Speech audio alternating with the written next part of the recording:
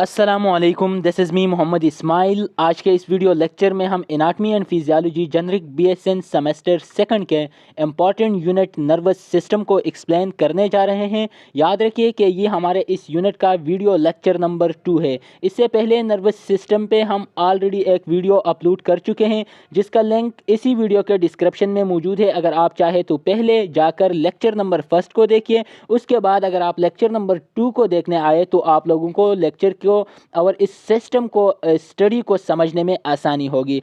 पहले video lecture में हम नर्वस सिस्टम को एक्सप्लेन कर चुके हैं, नर्वस सिस्टम के स्ट्रक्चर एंड फंक्शनल यूनिट को एक्सप्लेन कर चुके हैं। उसके साथ साथ जो supporting cell of the nervous system हो उसको हम एक्सप्लेन कर चुके हैं। ब्रेन्स को यानी सेंट्रल नर्वस सिस्टम को हम पूरा का पूरा एक्सप्लेन कर चुके हैं। उसके अलावा जितने भी नर्व्स थे, क्रेनियल नर्व, स्पाइनल नर्व, उस चीज़ों को हम सब कुछ एक्सप्लेन कर चुके हैं। आज के इस वीडियो लेक्चर के हमारे पास ऑब्जेक्टिव्स होंगे।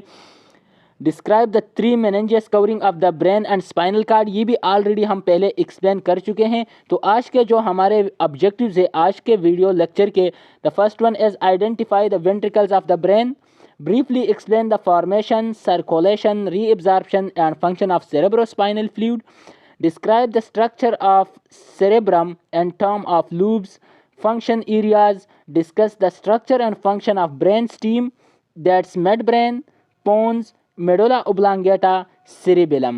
Discuss the general and gross sectional structure of the spinal cord, describe reflex arc, discuss the distribution of the spinal nerves and spinal plexus, discuss the cranial nerve and term of central connection, peripheral connection and its function, define autonomic nervous system, discuss the sympathetic and parasympathetic nervous system.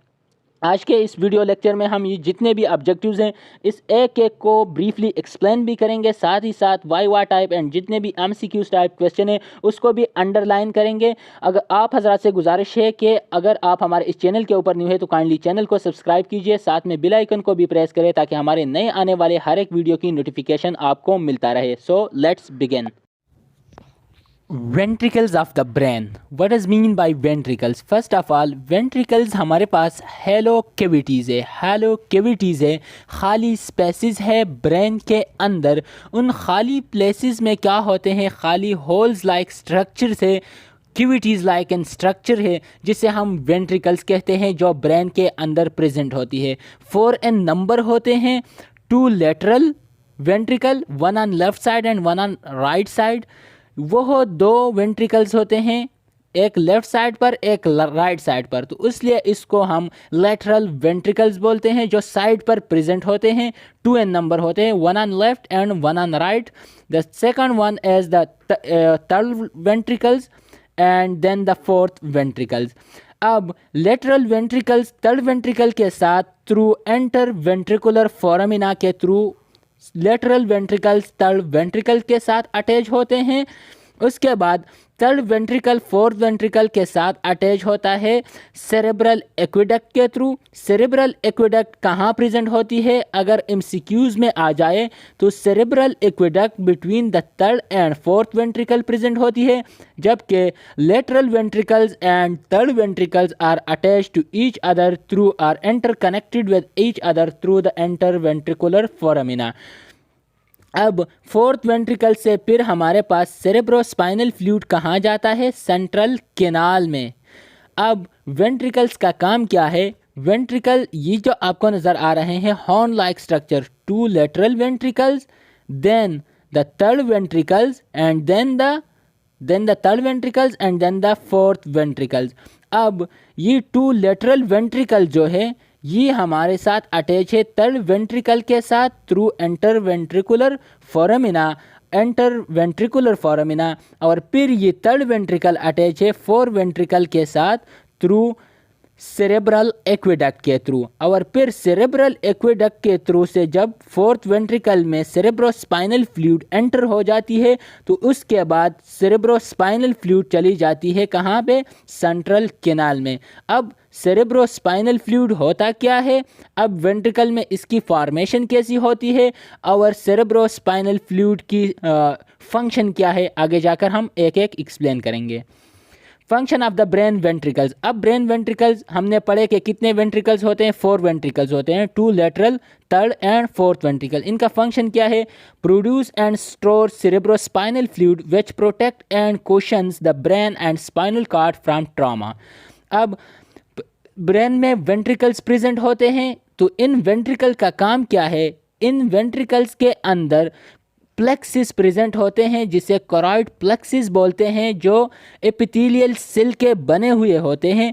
वो क्या करते हैं? Produce and store cerebrospinal fluid, cerebrospinal fluid की formation करती है which protects and cushions the brain and spinal cord from trauma।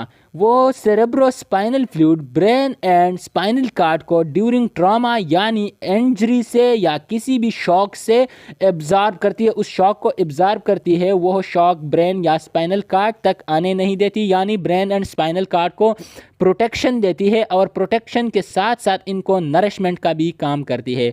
The fluid also remove waste, deliver nutrients and maintain temperature for your brain and spinal cord। और इसके साथ साथ nourishment भी करती है ब्रेन एंड स्पाइनल कार्ड की, temperature को भी बैलेंस रखती है, और इसके साथ साथ इनके स्ट्रक्चर को भी क्या करती है? बैलेंस रखती है। और ये फ्लूइड जो है अपने साथ साथ वेस्ट को भी रिमूव करती है।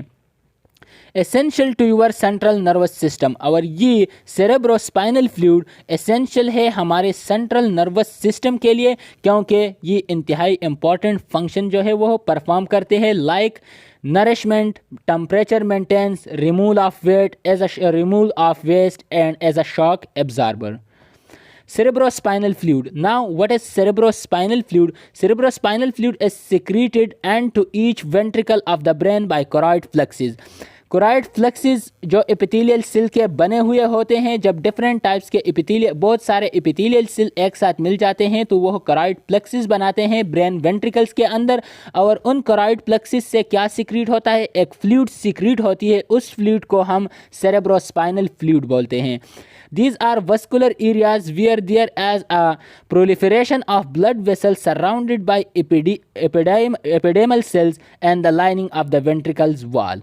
Cerebrospinal fluid passes back into the blood through tiny diventricula of araconid matter called araconid villi or araconid granulation which project into the venous sinuses। अब cerebrospinal fluid हमारे पास एराकोनाइड मैटर में, यानी सेरेब्रोस्पाइनल फ्लूइड प्रेजेंट कहाँ पर होती है? वो हो मेनिंजियस में प्रेजेंट होती है। तो मेनिंजियस में फिर कहाँ प्रेजेंट होती है? जैसा कि हमने पहले एक्सप्लेन कर चुका है, सब एराकोनाइड स्पेस में। तो यहाँ से वो हो सब एराकोनाइड स्पेस में किस चीज़ के थ्रू एंटर होती है? वो हो एंटर होती है डाइवर्टिकुला ऑफ एराकोनाइड मैटर, ठीक है, कॉल्ड एराकोनाइड विलाई, जिसे हम एराकोनाइड विलाई बोलते हैं या एराकोनाइड ग्रेनुलेशंस बोलते हैं, which project into the venous sinuses. Important है एमसीक्यूज के लिहाज से। The movement of cerebrospinal fluid from the subarachnoid space to venous sinuses depend upon the difference and pressure on each side of the walls of the arachnoid villi which act as one way wall. अब जब आगे जाकर हम diagram के through इसको सही से समझने की कोशिश करेंगे, यहाँ पर एमसीक्यूज के लिहाज से आप लोग याद रखिए, the movement of cerebrospinal fluid from the subarachnoid space to the venous sinus. अब सब एराकोनाइड स्पेस से जब मूवमेंट करती है सेरेब्रोस्पाइनल फ्लूइड, कहाँ पर? वेनस साइनोसिस में, depend upon the difference and pressure on each side of the wall of the arachnoid villi. अब ये मूवमेंट डिपेंड करती है किस चीज़ की प्रेशर पर? ये मोमेंट डिपेंड करती है एराकोनाइड विलाई के बोथ साइड पर जो फ्लूइड का, जो सेरेब्रोस्पाइनल फ्लूइड की प्रेशर होती है, उसी प्रेशर पर डिपेंड करती है, which act as a one way wall. और ये जो वॉल है as a one way wall काम करती है। अगर इससे सेरेब्रोस्पाइनल फ्लूइड एंटर हो गया इस साइनोसिस के थ्रू, इस वॉल के थ्रू सब एराकोनाइड स्पेस में, तो वहाँ से फिर सब एराकोनाइड स्पेस जो है वो अगर उसमें क्या फ्लूइड एंटर हो जाए तो वो फिर वापस नहीं आएंगी, क्योंकि ये वॉल जो है वेनस साइनोसिस या ये वॉल जो है वो एज अ वन वे काम करती है। Function of the cerebrospinal fluid. अब सेरेब्रोस्पाइनल फ्लूइड का फंक्शन क्या है? Cerebrospinal fluid support and protect the brain and spinal cord by maintaining a uniform pressure around these vital structure and acting as a cushion और shock absorber between the brain and the skull. अब cerebrospinal fluid protection देती है किस चीज़ को? ये vital organ को, यानी हमारे सेंट्रल नर्वस सिस्टम को, ब्रेन एंड स्पाइनल कार्ड को प्रोटेक्शन देती है। इसके साथ साथ इसको नरिशमेंट भी करती है और सबसे जो अहम बात है कि वो एज अ शॉक एब्जॉर्बर यानी कुशन और शॉक एब्जॉर्बर काम करती है between the brain and the school. इसका काम क्या है? ये हमें ट्रॉमा से बचाती है क्योंकि ये एज अ शॉक एब्जॉर्बर भी काम करती है। It keeps the brain and spinal cord moist and there may be exchange of nutrients and waste produced between cerebrospinal fluid and nervous cell. It keeps the brain and spinal cord moist. ये brain and spinal cord को moist भी रखती है and there may be exchange of nutrients and waste product between cerebrospinal fluid and nervous cell. और इसके अलावा जैसा कि हमने पहले बात की कि ये न्यूट्रिएंट्स प्रोवाइड करती है सेंट्रल नर्वस सिस्टम की और वेस्ट को रिमूव करने का काम भी करती है, यानी नर्वस सेल और सेरेब्रोस्पाइनल फ्लूइड के बीच exchange of nutrients and waste भी होती है। Cerebrospinal fluid is thought to be involve in regulation of breathing as it bathes the surface of the medulla where the central respiratory chemoreceptor are located। और ये भी याद रखिए कि cerebrospinal fluid एक तरह से हमारे पास ब्रीथिंग में भी हेल्प आउट करती है। ब्रीथिंग में हेल्प आउट कैसे करती है? क्योंकि ये मेडुला जो रीजन है ब्रेन में, मेडुला क्या करती है? हमारी वाइटल फंक्शन ब्रीथ को क्या करती है? रेगुलेट करती है। तो वहाँ पर भी सेरेब्रोस्पाइनल फ्लूइड प्रेजेंट होती है जो इसको क्या करती है? मोइस्ट रखती है। एंड और वहाँ पर क्या कीमो रिसेप्टर्स होते हैं? कीमो रिसेप्टर रिस्पायरेटरी रिसेप्टर्स होते हैं जहाँ से हमारे क्या हो जाती है? रिस्पायरेशन जो है वो रेगुलेट होती है। तो वहाँ पर भी मेडुला में भी सेरेब्रोस्पाइनल फ्लूइड प्रेजेंट होती है और वो हमारे ब्रीथिंग प्रोसेस में भी हेल्प करती है।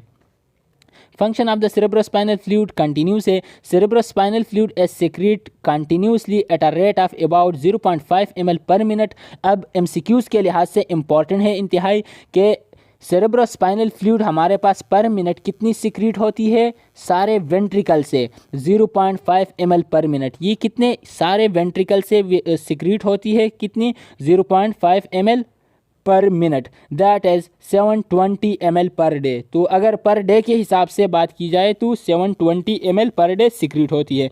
MCQs के लिहाज से ये वाला स्लाइड इंतहाई इंपॉर्टेंट है, आप इसको नोट डाउन कीजिएगा। The volume remains fairly constant at about 150 ml as absorption keeps pace with the secretion. अब जितनी सिक्रीट होती है सेरेब्रोस्पाइनल उसी ही अमाउंट से क्या हो जाती है? एब्जॉर्ब हो जाती है। तो ये वॉल्यूम जो है वो कांस्टेंट कितनी रहती है? 150 ml।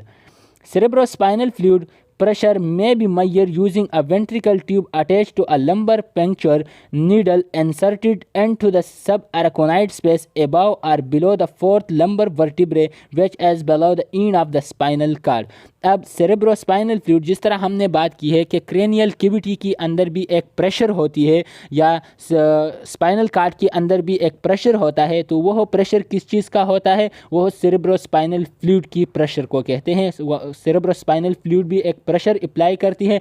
अगर हम उस प्रेशर को मालूम करना चाहे तो उस प्रेशर को हम मालूम कैसे करते हैं? एक लंबर पंक्चर क्या होता है? पंक्चर नीडल, अगर कि उसमें हम नीडल इंसर्ट करें किस चीज़ में? लंबर रीजन में। लंबर रीजन जहाँ पर देखिए अब स्पाइनल कार्ड तो पूरे हमारे पास क्या होता है? पूरे स्पाइनल कार्ड में सेरेब्रोस्पाइनल फ्लूइड आपको मिलेगी, मगर आप हर जगह को क्या टच नहीं कर सकते हो, हर जगह आप इंसर्ट नहीं कर सकते हो नीडल को। नीडल के लिए सेरेब्रोस्पाइनल फ्लूइड में क्या एक स्पेसिफिक जगह है जो between the third and fourth ventricle तक तो हमारे पास स्पाइनल कार्ड होता है, तो आप वर्टिब्रे में इंसर्ट नहीं कर सकते हो नीडल। नीडल कहाँ इंसर्ट करोगे?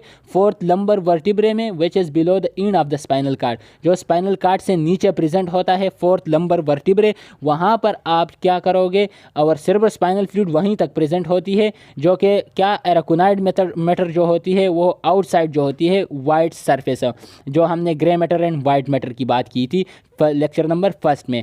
तो अगर आप इस प्रेशर को आइडेंटिफाई करना चाहते हैं तो नीडल के थ्रू हम इस प्रेशर को आइडेंटिफाई करते हैं। और ये नीडल हम इंसर्ट कहाँ पर करेंगे, एमसीक्यूज़ के लिहाज से इंपॉर्टेंट है कि below the 4th lumbar vertebrae. और ये बिलो द 4th वर्टिब्रे क्यों करेंगे, क्योंकि वहाँ पर स्पाइनल कार्ड ख़त्म हो जाती है, जहाँ पर स्पाइनल कार्ड प्रेजेंट हो वहाँ पर हम नीडल इंसर्ट नहीं करेंगे। Principal part of the brain, कुछ principal part of the brain है जिसे हम मिड ब्रेन या ब्रेन स्टीम कहते हैं। सेरेब्रम, सेरेब्रम जो कि the principal and the largest part of the brain है। It is the largest part of the brain and it is occupies the anterior and middle cranial fossa. अब cerebrum जो है largest part of the brain है, जो central nervous system का part है, और ये प्रेजेंट कहाँ पर होती है, मीडियल क्रेनियल फोसा। आगे जाकर डायग्राम के थ्रू हम समझेंगे कि मीडियल क्रेनियल फोसा कहाँ पर होती है। It is divide by a deep cleft the longitudinal cerebral fissure and to right and left cerebral hemisphere. देखिए सेरेब्रम को हमने डिवाइड किया है राइट एंड लेफ्ट हेमिस्फीयर में, right cerebral hemisphere and left cerebral hemisphere. और जो divide किया है वो एक फिशर होता है, एक फिशर के थ्रू, एक लाइन के थ्रू हमने डिवाइड किया है, और उस फिशर को हम लॉन्गिट्यूडनल सेरेब्रल फिशर कहते हैं।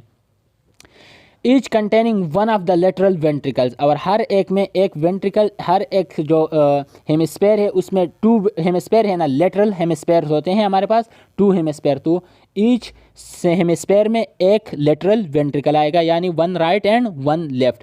Deep within the brain the hemisphere are connected by a mass of white matter nerve fibres called the corpus callosum.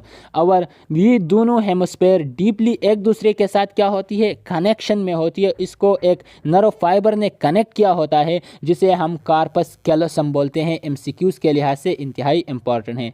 The falx cerebri is formed by the dura matter.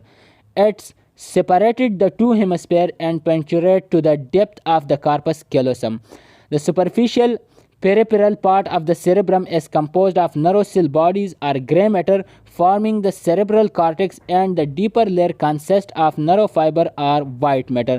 जो कि superficial यानी peripheral part of the cerebrum जो होती है वो हो grey matter या सिल बॉडी से बना हुआ होता है। जब हमने बात की थी कि ग्रे मैटर को कौन बनाता है, सिल बॉडीज़, तो सिल बॉडीज़ से बनी हुई होती है superficial part of the cerebrum. और जो कि डीप होती है या cortex region of the cerebrum होती है, सेरेब्रल कॉर्टेक्स होता है, वह वाइट मैटर से या नर्व फाइबर से बना हुआ होता है। Cerebellum versus cerebrum. अब सेरेबिलम क्या है एंड सेरेब्रम क्या है। सेरेब्रम जो है वो हमारे फोर ब्रेन में प्रेजेंट होता है, जबकि सेरेबिलम जो है वो हैंड ब्रेन में प्रेजेंट होता है। इन दोनों में डिफरेंस ये है कि इनके सेरेबिलम में भी हमारे पास 2 हेमिस्फीयर होते हैं और सेरेब्रम में भी हमारे पास 2 हेमिस्फीयर होते हैं, मगर सेरेबिलम का फंक्शन अलग और सेरेब्रम का फंक्शन अलग होता है। अभी आगे जाकर हम इनकी फंक्शन को पढ़ेंगे। Gyri and sulci. Folding of the cerebral cortex result in the formation of gyri and sulci. These foldings secretes brain areas and enhance the surface area and cognitive abilities of the brain. अब क्या होता है, अब यहाँ पर हमारे पास ये folding जो नज़र आ रहे हैं, ये फोल्डिंग क्या कहलाते हैं, ये फोल्डेड हुए होते हैं। तो ये फोल्ड जहाँ पर ये फोल्ड हो जाते हैं तो इनसाइडली जो फोल्ड हुए हैं इसको हम गायरी, जबकि आउटसाइड को सल्काई बोलते हैं। सल्काई की फॉर्मेशन होती है। This folding secret brain folding of the cerebral cortex result in the formation of Gayri and sulci. जो सेरेब्रल कॉर्टेक्स है ये क्या हुआ है, फोल्डेड हुआ है, ऐसा फोल्डेड हुआ है। तो ये जब फोल्ड होता है ऐसे तो ये हमारे पास क्या बनाते हैं, गायरी एंड सल्काई बनाते हैं। और ये गायरी एंड सल्काई यानी ये जो फोल्डेड एरियाज़ है इसका काम क्या है, this folding cigarettes brain segregate brain areas and enhance the surface area and cognitive abilities of the brain। तो ये फोल्डिंग जो है गायरी एंड सल्काई ये ब्रेन की कॉग्निटिव यानी बिहेवियरल एबिलिटीज़ को इन्हांस करती है और इसके साथ साथ सरफेस एरिया को भी बढ़ाती है। Gyri and sulci establish border within and between the brain lobes divide them and to two halos. अब ये इसके अलावा ये जो है क्या करती है, ये एक बॉर्डर एस्टेब्लिश करती है गायरी एंड सल्काई ब्रेन के लूब्स के बीच और उनको डिवाइड करती है हैलोज में। Midbrain. The midbrain is the area of the brain situated around the cerebral aqueduct between the cerebrum above and the pons below। अब मिड ब्रेन क्या है? मिड ब्रेन वह एरिया है जो सेरेब्रल एक्वेडक्ट के बीच प्रेजेंट होती है, below the above the cerebrum and below the pons, cerebrum के ऊपर और पोन्स के below. It consists of nuclei and nerve fibers tract which connect the cerebrum with lower part of the brain and with the spinal cord। और इसके बीच एक tract present होती है। Mid brain एक ट्रैक्ट की काम करती है, इसमें न्यूक्लियाई प्रेजेंट होती है जो कनेक्ट करती है सेरेब्रम को किस चीज़ के साथ? स्पाइनल कार्ड और lower part of the brain के साथ।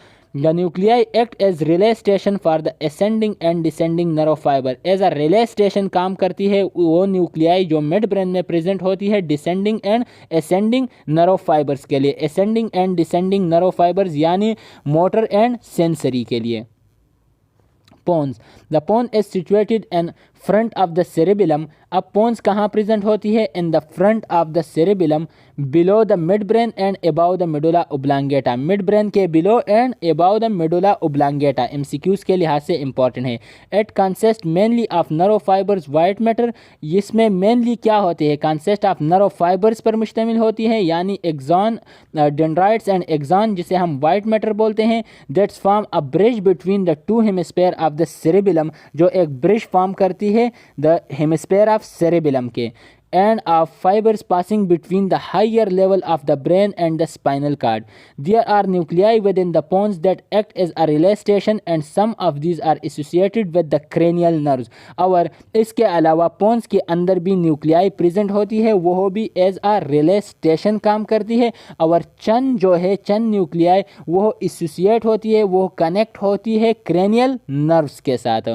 Other form the pneumotoxic and apneustic center that operate in conjunction with the respiratory center in the medulla oblongata। इसके अलावा इसके साथ न्यूमोटॉक्सिक एंड एप्नियास्टिक सेंटर्स होते हैं। कहाँ पर? अगर एमसीक्यूज़ में आ जाए कि न्यूमोटॉक्सिक एंड एप्नियास्टिक सेंटर कहाँ प्रेजेंट होती है, तो ये पोन्स में प्रेजेंट होती है और ये कनेक्ट होती है मेडुला ओब्लांगेटा के साथ जो कि रिस्पायरेटरी सेंटर कहलाता है। और इन सेंटर्स का काम एप्नियास्टिक एंड एप्नियास्टिक सेंटर जो है न्यूमोटॉक्सिक एंड एप्नियास्टिक ये क्या करते हैं? ये ब्रेन ब्रीथिंग की रिथम को क्या करती है? मेंटेन करती है। The anatomical structure of the pons differ from that of the cerebrum and that the cell body's gray matter lies deeply and the nerve fibers are on the surface। अब एनाटमिकली अगर structure की बात की जाए तो पोन्स का जो स्ट्रक्चर है वो सेरेब्रम से डिफरेंट है क्योंकि इसमें जो है ग्रे मैटर यानी सेल बॉडीज़ जो है वो डीपली प्रेजेंट होती है यानी वो मेडुलरी रीजन अगर हम बात करें तो प्रेजेंट होती है, जबकि सेरेब्रम में वो सुपरफिशियली प्रेजेंट होता था और इसमें नर्व फाइबर जो है वो सुपरफिशियली प्रेजेंट होते हैं और सेरेब्रम में जो है वो डीपली प्रेजेंट होते हैं क्या? Nerve fibres.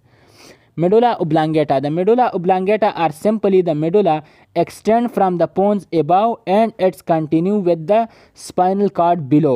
medulla oblongata जो है इसको हम सिंपली मेडुला भी बोलते हैं। इसमें स्टूडेंट जो है वो कंफ्यूज हो जाते हैं कि वहाँ पर क्या डाउ में या किसी भी यूनिवर्सिटी के एग्ज़ाम में पेपर में एमसीक्यूज़ आता है। मेजॉरिटी एमसीक्यूज़ इसी तरह से स्टूडेंट को जो है कंफ्यूज करने के लिए वो एमसीक्यूज़ देते हैं कि the respiratory centre respiration regulate by which part of the brain. तो उसमें लिखा होता है मेडुला ओब्लांगेटा या medulla both A and B. तो उसमें अगर मेडुला है तो आप मेडुला को भी टेक कर सकते हैं, अगर मेडुला ना हो मेडुला ओब्लांगेटा हो तो उसको भी आप करेक्ट कर सकते हैं। इसको हम सिंपली मेडुला ओब्लांगेटा को हम मेडुला बोलते हैं। Extend from the pons above, ये पोन्स से स्टार्ट होती है and it's continuous with the spinal cord और कंटिन्यूस होती है, कनेक्शन में होती है किस चीज़ के साथ, स्पाइनल कार्ड के साथ।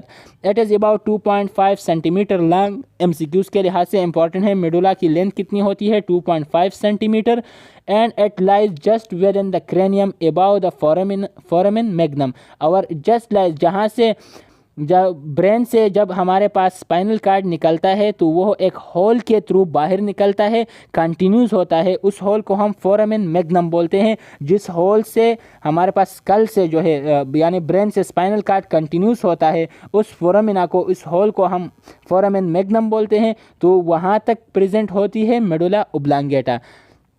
It's anterior and posterior surface are marked by central fissure, और इसके जो पोस्टीरियर एंड इंफीरियर जो सरफेस होते हैं वो फिशर से मार्क हुए होते हैं। The outer aspect is composed of white matter, जिसका जो आउटर एस्पेक्ट होता है, आउटर यानी सुपरफिशियल पार्ट जो होता है वो वाइट मैटर कहलाते हैं। यानी उसमें हमारे पास क्या होता है, उसमें हमारे पास नर्व फाइबर्स होते हैं which passes between the brain and the spinal cord, and grey matter which lies centrally, और ग्रे मैटर जो है वो सेंट्रली इसमें प्रेजेंट होती है, क्योंकि सेल बॉडीज ग्रे मैटर्स को बनाती है। Some cell constitute relay station from sensory nerve passing from the spinal cord to the cerebrum, और जो इसमें चंद सेल जो होते हैं वो एज अ रिले स्टेशन काम करती है। मेडुला ओब्लांगेटा में भी सेल प्रेजेंट होती है, वो एज अ रिले स्टेशन काम करती है। कौन से नर्व के लिए, सेंसरी नर्व के लिए, जो पास आउट होते हैं स्पाइनल कार्ड से, जाते हैं सेरेब्रम में। The vital center consists of group of cell bodies nuclei associated with autonomic reflex activities lies in its deeper structure, और जिस तरह हमारे पास रिफ्लेक्स एक्टिविटीज़ होते हैं, रिफ्लेक्स एक्शन होते हैं, जिसको ऑटोनॉमिकली क्या ब्रेन जो है हमारा क्या करते हैं, या स्पाइनल कार्ड जो होते हैं, स्पाइनल कार्ड क्या करते हैं, हमारे रिफ्लेक्स एक्शन को कंट्रोल कौन करता है, स्पाइनल कार्ड करता है। तो वो रिफ्लेक्स एक्टिविटीज़ वो कहते हैं कि स्पाइनल कार्ड कंट्रोल करते हैं, मगर वो स्पाइनल कार्ड के साथ साथ उसमें मेडुला ओब्लांगेटा भी शामिल होती है, और वो रिफ्लेक्स एक्टिविटीज जो है वो मेडुला ओब्लांगेटा तक भी पहुंच जाती है। इस लाइनिंग का मकसद ये है। These are the cardiovascular centre, respiratory centre, reflex centre of vomiting, coughing, sneezing and swallowing. ये जितने भी है cardiovascular, respiratory, reflex centre, vomiting, coughing, sneezing and swallowing, इन सब का सेंटर, इसको रेगुलेट करने का काम किस चीज़ का है, मेडुला ओब्लांगेटा का। एमसीक्यूज के लिहाज से इंतहाई इंपॉर्टेंट है ये लाइनिंग। अच्छा, ये है हमारे पास क्या, इस पूरे इस जगह को हम बोलते हैं क्या, ब्रेन स्टीम। इसके अबाव हमारे पास ये क्या है, मिड ब्रेन है, ये हमारे पास क्या है, हैंड ब्रेन है, ये हमारे पास क्या है, हैंड ब्रेन है। हैंड ब्रेन के इस पार्ट को हम क्या बोलते हैं, इस पार्ट को हम हैंड ब्रेन के बोलते हैं ब्रेन स्टीम। ये हमारे पास मिड ब्रेन है और ये फोर ब्रेन है। तो मिड ब्रेन स्टीम में हमारे पास मेडुला आती है, इसके अलावा पोन्स आते हैं और सेरेबेलम आता है। और सेरेबेलम के हमारे पास 2 हेमिस्फीयर होते हैं, 1 लेफ्ट एंड 1 राइट, और इसको भी डिवाइड किया होता है किस चीज़ ने, एक फिशर ने। Cerebellum. The cerebellum is situated behind the pons and immediately below the posterior portion of the cerebrum occupy the posterior cranial fossa. The cerebellum is situated behind the pons. Cerebrum कहाँ present होती है, behind the pons present होती है। कहाँ पर, behind the pons present होती है, immediately below the posterior portion, यानी posterior portion से थोड़ा below, posterior portion से थोड़ा below बैक साइड पर पोस्टीरियरली प्रेजेंट होता है हमारे पास पोन्स की cerebellum. The cerebellum occupy the posterior cranial fossa. जो पोस्टीरियर क्रेनियल फोसा है ये क्या है, ये हमारे पास क्रेनियल फोसा है। और पोस्टीरियरली क्रेनियल फोसा में कौन सा सेंटर प्रेजेंट है, सेरेबेलम प्रेजेंट है, जो कि हमारे पास मेनली वाइटल फंक्शन जो है वो परफॉर्म करता है। It is ovoid in shape and has 2 hemispheres separated by a narrow median strip called the vermis. और जो फिशर, जो स्ट्रिप या जो फिशर जो इसके हेमिस्फेयर को एक दूसरे से डिवाइड करते हैं, इसको हम वर्मिस बोलते हैं। एमसीक्यूज के लिहाज से इंतहाई इंपॉर्टेंट है। और लॉन्गिट्यूडनल फिशर जो है वो सेरेब्रम की हेमिस्फेयर को, 4 हेमिस्फेयर को जो है वो 2 हेमिस्फेयर जो left and right hemisphere of the cerebrum है उसको कौन करता है डिवाइड, डीप लॉन्गिट्यूडनल फिशर। और सेरिबेलम के हेमिस्फेयर को जो डिवाइड करती है वो वर्मस करती है। एमसीक्यूज के लिहाज से इंपॉर्टेंट है।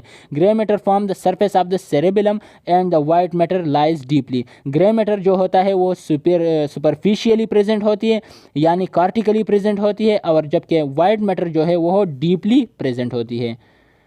ये क्या है हमारे पास, अब स्ट्रक्चर है जो फोल्डेड बनाते हैं, तो जो deep folded areas of the brain जो होती है ये गायरी बनाती है। जो डीपली प्रेजेंट होती है उसको हम गायरस, जबकि जो सुपरफिशियली ऊपर की तरफ ऐसे जो फोल्डेड हुए होते हैं जो नीचे बनता है वो हो गायरस, जबकि ऊपर की तरफ जो बनता है उसको हम क्या बोलते हैं, सल्कस बोलते हैं। ये है हमारे पास सेरेब्रम। सेरेब्रम जो largest part of the brain है, इसका काम क्या है, ये हमारे मेमोरी, इसके साथ साथ cognition, language, thoughts, justice, rousing, attention, memory, motor and touch, ये हियरिंग, जितने भी ये सेंसेशन होते हैं इसको रेगुलेट करने का काम किस चीज़ का है, सेरेबेलम का है। इसके अलावा हमारे पास है ब्रेन स्टीम। ब्रेन स्टीम में हमारे पास pons, medulla oblongata and cerebellum आता है, जिस एक एक के फंक्शन को हम ऑलरेडी एक्सप्लेन कर चुके हैं। Spinal cord. The spinal cord is the elongated, almost cylindrical part of the central nervous system which is suspended in the ventricle canal surrounded by the meninges and cerebrospinal fluid. MCQs के लिहाज से important है कि shape of the spinal cord क्या है, cylindrical part होता है, cylindrical shape है, यानी ये cylindrical in shape होता है spinal cord, जो कि हमारे पास part है central nervous system का, which is suspended in the vertebral canal, जो कहाँ present कहाँ होती है, अंडर द वेंट्रिकल कैनाल और vertebral canal, surrounded by the meninges and cerebrospinal fluid. और सेरेब्रोस्पाइनल फ्लूइड और मेनिंजेस जो है वो प्रेजेंट होती है all around the spinal cord, जो कि इसको प्रोटेक्शन एंड नरिशमेंट प्रोवाइड करती है। The spinal cord is continuous above within the medulla oblongata and extend from the upper border of the atlas to the lower border of the first lumbar vertebrae. जो spinal cord continuous होते हैं medulla oblongata से continuous होता है through first vertebrae को हम क्या बोलते हैं, एटलस, और फर्स्ट वर्टिब्रे से होते हुए to the first lumbar vertebrae तक प्रेजेंट होती है। It is approximately 45 centimetre long and adult males. MCQs के लिहाज से इंपॉर्टेंट है कि अप्रॉक्सीमेटली कितना लेंथ कितनी होती है, 45 सेंटीमीटर की। And it is about the thickness of the little finger, और जो लिटिल फिंगर होती है हमारी about the thickness of little finger होती है। A specimen of cerebrospinal fluid can be taken using a procedure called lumbar puncture. और जिस तरह हमने पहली बात की कि लंबर रीजन में हम एक नीडल के ज़रिए एक पंक्चर यानी एक होल नीडल इंसर्ट करके इससे हम स्पेसिमेन भी लेते हैं सेरेब्रोस्पाइनल फ्लूइड का। जब हम कोई क्या करते हैं, सैंपल लेते हैं, तो वो सैंपल हम लंबर पंक्चर के थ्रू लेते हैं जो सेरेब्रोस्पाइनल फ्लूइड से लिया जाता है। ये हमारे पास क्या है, back view of the spinal cord है या वर्टिब्रल कॉलम है, और ये हमारे क्या है, टॉप व्यू है। ये जो क्या है, वर्टिब्रे है, नर्व्स रूट जहाँ से नर्व्स निकलते हैं, और ये डिस्क है, एज अ शॉक एब्जॉर्बर काम करती है। और इस वर्टिब्रल कॉलम के अंदर हमारे पास क्या होता है, स्पाइनल कॉर्ड प्रेजेंट होता है। अब रिफ्लेक्स आर्क है। The reflex arc is a special type of neural circuit that begins with a sensory neuron at a receptor, example a pain receptor in the finger tip, and end with a motor neuron at an effector. अब reflex arc क्या है, reflex arc एक special type of neural circuit होती है जो कि ऑटोनॉमिकली perform होती है। रिफ्लेक्स आर्क जिसमें कहा जाता है कि हमारे ब्रेन तक क्या होता है, मैसेजेस नहीं जाता है, उसको डायरेक्टली जो रिस्पांस शो करता है, रिस्पांस कौन शो करता है, स्पाइनल कॉर्ड शो करता है, जो फिंगर टिप से स्टार्ट होकर इफेक्टर ऑर्गन तक प्रेजेंट होती है। जो भी हमारे पास, अगर हम किसी वार्म ऑब्जेक्ट को, ये देखिए, अगर हम किसी वार्म ऑब्जेक्ट को टच करें तो वार्म ऑब्जेक्ट से डायरेक्ट हमारे पास मैसेज आएगा, कहाँ तक मैसेज आएगा, हमारे स्पाइनल कॉर्ड तक, और स्पाइनल कॉर्ड ही जो है फ़ौरन इसको रिस्पांस देगा कि ये हमारे पास क्या हो जाए, मैसेज। अब अगर हम किसी वार्म ऑब्जेक्ट को अगर हम टच करें तो वो स्टिमुलस जो क्रिएट होता है, वो स्टिमुलस आकर हमारे स्पाइनल कॉर्ड तक आएगा, और स्पाइनल कॉर्ड ही क्या करेगा, इफेक्टर ऑर्गन जो होते हैं यानी मसल्स को क्या करेगा, मैसेज देगा। वो मसल जो है वो कंट्रैक्ट हो जाएंगे, और हम इस तरह से हाथ क्या करेंगे, रिमूव करेंगे। ह्यूमन नर्वस सिस्टम की ऑर्गेनाइजेशन हमने पहले भी स्टडी की थी कि सेंट्रल नर्वस सिस्टम होता है जिसमें ब्रेन एंड स्पाइनल कार्ड आता है, जिसे हम एक्सप्लेन कर चुके हैं। पेरिफेरल नर्वस सिस्टम में हमारे पास motor nerves and sensory nerves आते हैं, दोनों को हम एक्सप्लेन कर चुके हैं। उसके बाद मोटर नर्व्स के हमारे पास फर्दर टाइप्स होते हैं, यानी फर्दर ही हमारे पास ऑटोनॉमिक नर्वस सिस्टम होता है, somatic nervous system, sympathetic and parasympathetic, जिसको आगे जाकर हम स्टडी करेंगे। Autonomic nervous system, the autonomic nervous system contributes to homeostasis by responding to subconsciously perceived visceral sensation and exhibiting or inhibiting smooth muscle, cardiac muscle and glands। Autonomic nervous system हमारे पास वो system होता है जो हमारे body के visceral argon जो है, यानी वो आर्गन जो हमारे बॉडी के अंदर प्रेजेंट होते हैं, वहाँ पर जो स्मूथ मसल होते हैं, जिस तरह कार्डिक मसल हो गए, जितने भी ग्लैंड्स हो गए, तो उसको कंट्रोल यानी visceral organ of the body को जो सिस्टम कंट्रोल करता है वो ऑटोनॉमिक नर्वस सिस्टम कहलाता है। Function of the autonomic nervous system, अब ऑटोनॉमिक नर्वस सिस्टम के हमारे पास फंक्शन क्या क्या है। The autonomic nervous system is involve in many complex involuntary reflex activities which like the reflexes describe previously. अब autonomic nervous system हमारे पास involve होता है रिफ्लेक्सेस आर्क में, जिस तरह हमने पहली बात की, depend on sensory input to the brain और spinal cord and on motor output. Depend करता है सेंसरी इनपुट पे कि किस तरह से हमारे पास स्टिमुलस क्रिएट होती है। अगर वो स्टिमुलस हमारे पास ब्रेन तक जाती है, यानी रिफ्लेक्स आर्क ना हो, तो वो उसको ब्रेन क्या करेगा, परसीव करेगा, ब्रेन जो है उसको रिस्पांस शो करेगा, मोटर रिस्पांस। अगर स्पाइनल कार्ड तक जाती है, जिस तरह रिफ्लेक्स आर्क के थ्रू जाती है, रिफ्लेक्स आर्क होते हैं, तो उसको हम हमारे स्पाइनल कार्ड जो है वो मोटर आउटपुट देगा। In this case, the reflex action is repeat contraction or inhibiting of connection of involuntary smooth and cardiac muscle or glandular secretion। और इस तरह से जो हमारे पास ऑटोनॉमिक नर्वस सिस्टम है वो हमारे विजरल यानी स्मूथ मसल और इसके अलावा कार्डिक मसल या ग्लैंडुलर सिक्रीशन जितने भी जो होते हैं उसको कंट्रोल करने का काम ऑटोनॉमिक नर्वस सिस्टम का है। These activities are coordinated consciously in the brain. ये एक्टिविटी सारे होते कहाँ पर है, ब्रेन में, that's below the level of the cerebrum, cerebrum के नीचे यानी ब्रेन स्टीम में। Some sensory input does not reach consciousness and may result in temporary inhibition of the reflex action। example, reflex maturation can be inhibited temporarily। इसमें से क्या होते हैं, सम जो हमारे पास स्टिमुलस होते हैं वो ब्रेन तक नहीं जाते हैं, यानी वो थ्रेशोल्ड स्टिमुलस नहीं होते हैं। ऐसे स्टिमुलस होते हैं जो हमारे स्टिमुलस जो है वो इलेक्ट्रिकल इम्पल्स में चेंज ही नहीं होते हैं, तो वो इम्पल्सिस हमारे ब्रेन तक नहीं पहुंचते हैं, तो उस कंडीशन को हम क्या बोलते हैं, रिफ्लेक्स मैक्ट्यूरेशन। रिफ्लेक्स मैक्ट्यूरेशन जो है temporary blockage of the are inhibited, temporary क्या होते हैं, द स्टॉपिंग ऑफ द या रीच नहीं होते हैं हमारे पास क्या, इम्पल्सिस ब्रेन तक। Sympathetic nervous system and parasympathetic nervous system. Sympathetic nervous system वो सिस्टम है जो हमारे ड्यूरिंग सिंपैथेटिक नर्वस सिस्टम को हमने पहले बात कही थी कि हम कौन सा सिस्टम बोलते हैं, flat and fight system of the body बोलते हैं, जो ड्यूरिंग सडन क्या करते हैं, ड्यूरिंग सडन सिचुएशन जो काम करता है जो सिस्टम, वो सिंपैथेटिक नर्वस सिस्टम कहलाता है। उसमें हमारे पास क्या होता है, उसमें हमारे पास सारे जो आर्गन है वो अपना फंक्शन फास्ट करते हैं, जिस तरह इनहिबिटिंग ब्लडर कंट्रैक्शन और सिक्रीशन ऑफ द एड्रेनल और non adrenaline, adrenaline and non adrenaline की सिक्रीशन हो जाती है। जितने भी अगर सिंपली में आप लोगों को कहो तो जितने भी अगर हार्ट रेट है तो हार्ट बढ़ जाता है, पोपिल जो है डायलेट हो जाती है, फेशियल एक्सप्रेशन ख़राब हो जाते हैं। जितने भी हमारे इंटरनल आर्गन है वो अपने फंक्शन में क्या करते हैं, इन्हांस करते, एक्सेलरेट करते हैं अपने फंक्शन को।